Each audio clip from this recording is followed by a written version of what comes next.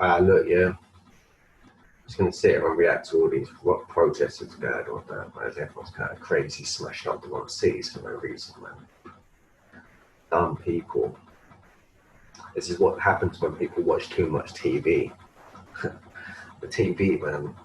All views are just out there because the TV told you to, man. Let's watch this on this shit, bro.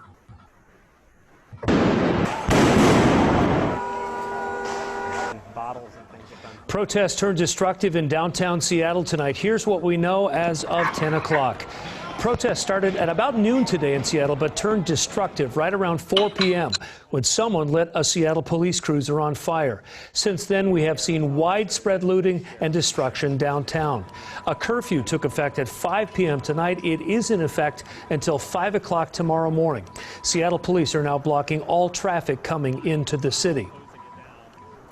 Also tonight, we should let you know that 200 members of the Washington National Guard have been called up to come into Seattle. 75 have been deployed to Seattle tonight. The other 125 will arrive in the city tomorrow.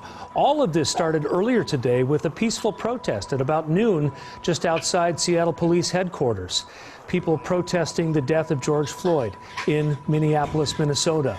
At 3 o'clock, a large gathering took place. Thousands of people at Westlake Park in Seattle.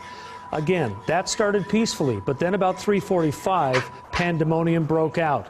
The police cruiser set on fire. As many as 8 other police cars set fire, and then police moved in to try to disperse the crowd. You're looking at police pepper spraying people, and there's another one of those burned vehicles right there.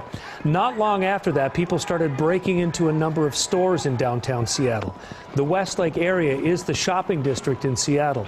Nordstrom, Helly Hansen, Old Navy, and a number of other stores have been seriously looted. Let's go to King 5's Michael Crow. He's been covering everything since it began today. Michael. Hey guys, still a chaotic scene here downtown. Just in the last couple minutes, we were changing batteries and a guy came over and kicked our microphone away and half broke it. We're actually watching this growing crowd trying to break into the T-Mobile back behind us, and I can hear glass. It sounds like they're making their way through. I mean, it just really speaks to the situation here. It's ebbs and flows of violence and looting. And they're just, I've used whack-a-mole so much, but you can see there is a contingent of police that has just arrived that is standing here, but certainly not enough to move up on the size of that group here. And that's what we've been seeing, is groups grow, tear gas is thrown. I think it's weird, man. Someone can get arrested for, like, I don't know, skipping bail, about 40 cops will turn up at your house. But when people are smashing up the city, there's like 5 of them sitting on the corner. At them, pepper pellets sometimes, or flashbangs, and then the group disperses and eventually coalesces somewhere else. But this widespread destruction down here, we were just a block down the other way talking to a small business owner who had boards in the back of his truck and is patching up the broken windows of his business. And you could I just want to give you a listen, because he had some powerful words about what he's experiencing now tonight after having his business looted and damaged. A small business that got the windows smashed out of it. What do you guys do here? We hand make all of our own product upstairs. We're a local business. I mean, this is, you know, what's funny is that my wife and I this morning were having a conversation about how horrible what happened was, and then we have to deal with this, you know. It's I hear the emotion in your voice, man. Well, this is 10 years of a lot of hard work, and you know, yeah. And here you are at 6 o'clock on a Saturday having to board it up, right? Yeah, and we're tons of stuff. It's all handmade here. It's not like we're manufacturing stuff over in China. It's handmade upstairs. This is my dad helping me board up windows. You know, it's tough. How did you find out about all this? Actually, we were just having a family day, and my mom called and said, "Have you turned on the news?" And we've been watching it, and I was like, you know, we have to go down and find out what happened. I mean, keeping my fingers crossed. I thought he was going to say he saw his shop getting smashed up on the news. Fuck, imagine turning on the TV and seeing that. I'm going to go down there with my gun straight away. There would be nothing that happened, but unfortunately that's not the case. So you were saying you were talking about how it was terrible what happened to George Floyd, and now this is, I mean, I don't know. How do you feel? Does anything about your opinion change? Or, I mean, just what's happened to you today with protests? No, well, I mean, what happened is still super sucky, super horrible. Like, I mean, I was telling my wife, I was like, man, I'm just like sick to my stomach. And it doesn't change how I feel about what happened. It's just, a jagged pill to swallow a little bit, you know? Yeah, I'm sorry I asked that in a clumsy way. I guess what I mean is, hey guys, and this, again, developing situation out here. Talk about a tale of two things going on here. We just saw the police take down that guy in the white here that they're moving up.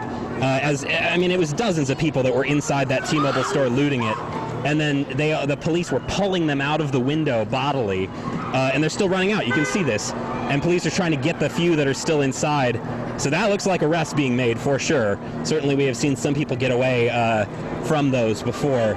But looting in the T-Mobile store, we watched as they broke the window. Finally, the police had enough numbers to move up in there and take action on that. And they are taking people to the ground, making arrests right now. But there's just too much going on. If you look to the right here, we've got a security guard here, private security, looks like, protecting one of the broken windows at the Nordstrom. I just saw some guys come up to him, and then he kind of told them to leave, and then they go down to the other broken window at Nordstrom, where they're blatantly in and out of the window taking merchandise right now.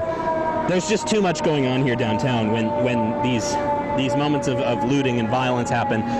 I just keep saying whack-a-mole. I don't have a better word for it. It's what we're seeing. There's just too many people here that are looking to cause trouble. And there's a flashbang again, and the crowd will disperse. Somebody threw it back. I think that was a can. It's just unreal. It stops for a little bit, and then we have another. I don't all the people get together in a massive group and go help the police. Thing like this, the crowd will coalesce and grow that they're willing to do that. That was firework, I think. I gotta tell you guys, that was some of the most physical stuff I've seen today coming out of that T-Mobile store. I could see cops grabbing him by the shoulder and pulling him out of the window there because there were just dozens of people that had grown and in size and gone inside there. It's just unreal down here. I mean, people are getting very bold. Like I said, somebody walked up to me while I was kneeling on the ground not 5 minutes ago. This is the microphone we've been using, and I had it laying on the ground, and they just kicked it out of the way and broke it partially. People are getting very bold down here.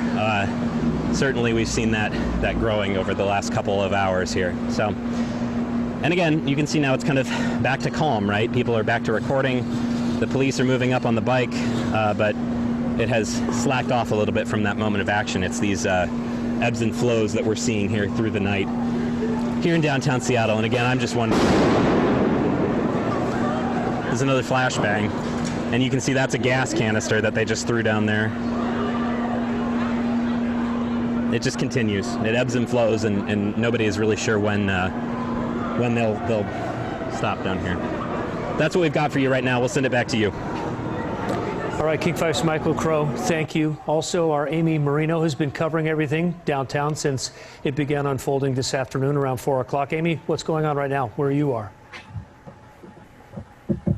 Well, right now we're up at 7th and Pine, just a few blocks away from where Michael is, and they still have some tactical officers out here. This group actually with the Bellevue Police Department. But we can actually see just how much destruction is out here. If you just kind of look along the sidewalk, you see so much broken glass. There's just trash thrown everywhere. It's thrown out in the street. I saw a truck roll through here just a few minutes ago. The whole back of it was just full of pieces of wood, plywood, just to put over windows. This is going to be a huge cleanup operation.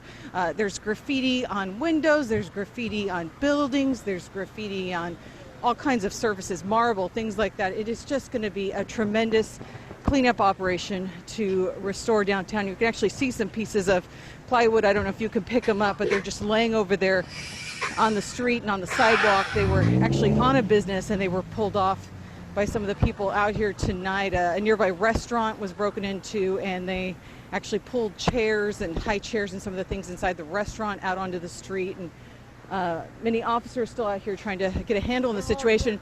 And among all the trash I'm seeing, something we found too is you're seeing some of the debris for what the police were involved with. This is what they call a foam baton. It's one of the things that they actually, when they can shoot these out to try to push protesters back. And we're finding some little bits of stuff like this that shows what the police were using to deal with the crowd. It has a little bit of foam on the end, and they use things like this to fire out at protesters to try to push them back. It's one of their, non-lethal measures that they use. And once again, police very active out in the area. We're still seeing, people circulate, and it is a much, much smaller crowd than it was before. But obviously, there is still a lot to be done out here. And as we saw with Michael a moment ago, there's still people heavily involved with what's going on. I'm going to send it back to you, Mark. All right, King 5's Amy Marino, and we should say that extensive looting has happened in that area of Seattle. Nordstrom, Old Navy, Helly Hansen, Eileen Fisher, Target, all of those stores have been extensively looted. Police are standing guard outside as many of those stores that they can. I want to talk more about the fires. The fire department in Seattle had a hard time getting to vehicles on fire today. Fire Chief Harold Scoggins addressed the media about the difficulties his department is facing tonight. You may have seen us waiting to respond to fight vehicle fires. I want you to know I have a duty to keep our firefighters safe. And we're waiting to extinguish these fires until we can actually get in and do the good work. And that's why I think it's important our partnership with SPD and the escorts that they have been providing us throughout the day and throughout the evening. I also want to end with reminding those who are starting fires in the downtown area that they have very many unintended consequences. You may be hurt, those protesting may be hurt, those who live, visit, and work here or maybe here right now may be hurt. Businesses are lost and destroyed because of these fires. They spread very quickly, as you've seen on the news around the nation.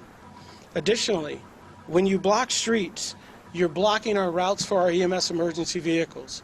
As you heard Chief Cordner say, people have been injured. It has been difficult to get to those who are injured. As you're moving the railings around and the trees and everything else, you're blocking access routes to get people help. And that could be you too. So we saw at least 4 police vehicles, perhaps as many as 8 in all, destroyed by fires this afternoon. What a bunch of fucking idiots, mate. You know what I mean? Go around people burning people's shit down. Oh, fuck all that. Listen, subscribe, mate. It's all about what it is, isn't it?